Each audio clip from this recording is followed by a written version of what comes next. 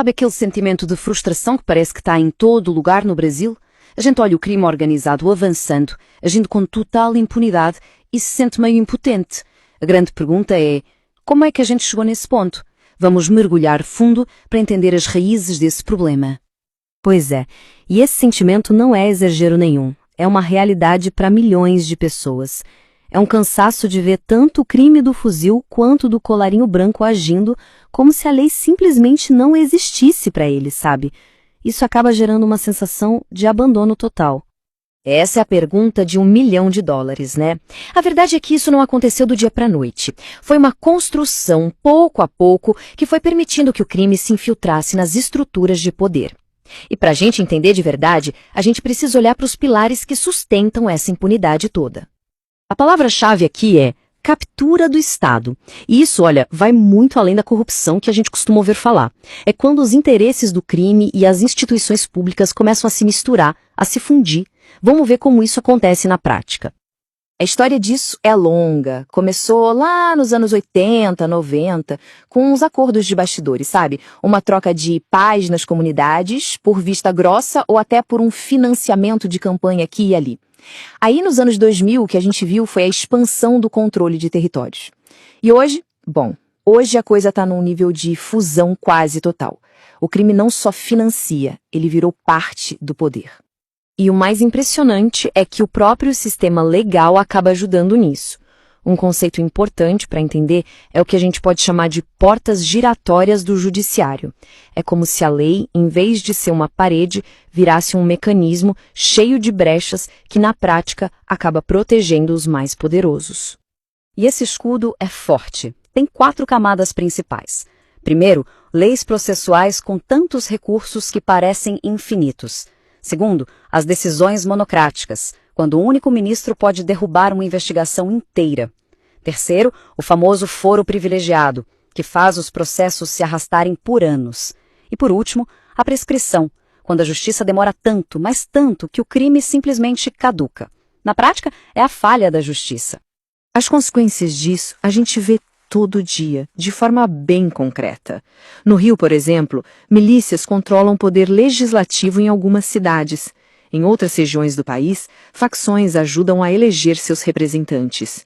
O dinheiro sujo, seja do tráfico, da milícia ou da corrupção, circula no mesmo sistema. A fronteira entre o que é crime e o que é Estado está cada vez mais borrada. E aí a gente se pergunta, no fim das contas, quem é que paga por tudo isso? A resposta é bem clara. É o cidadão comum que acaba virando refém desse sistema todo. O primeiro preço a gente paga direto do bolso. A carga de impostos no Brasil leva mais ou menos 35% de tudo que o país produz. Para ter uma ideia, esse é um dos valores mais altos de toda a América Latina. É nível de país desenvolvido. Só que, para onde vai todo esse dinheiro?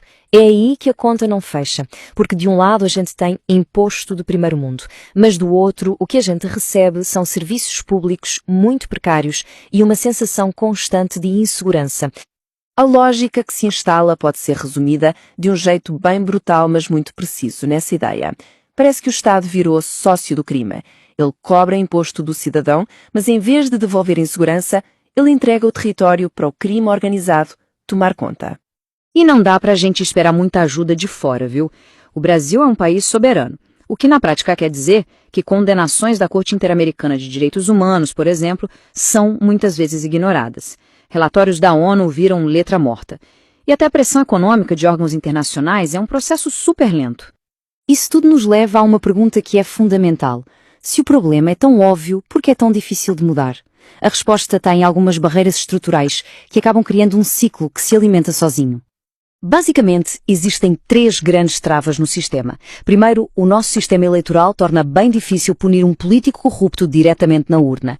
Segundo, o foro privilegiado, que a gente já falou, funciona como um verdadeiro escudo protetor para autoridades. E terceiro, o sistema de nomeação por os tribunais superiores é super político, o que pode acabar comprometendo a independência do judiciário.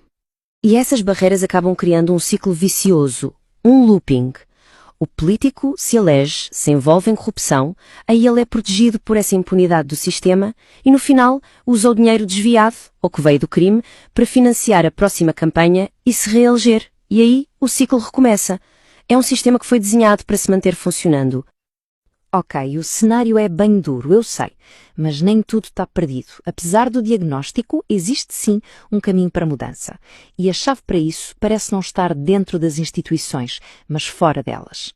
Existem ações bem concretas que podem ser tomadas. A pressão popular organizada, seja nas ruas ou nas urnas, é o ponto de partida.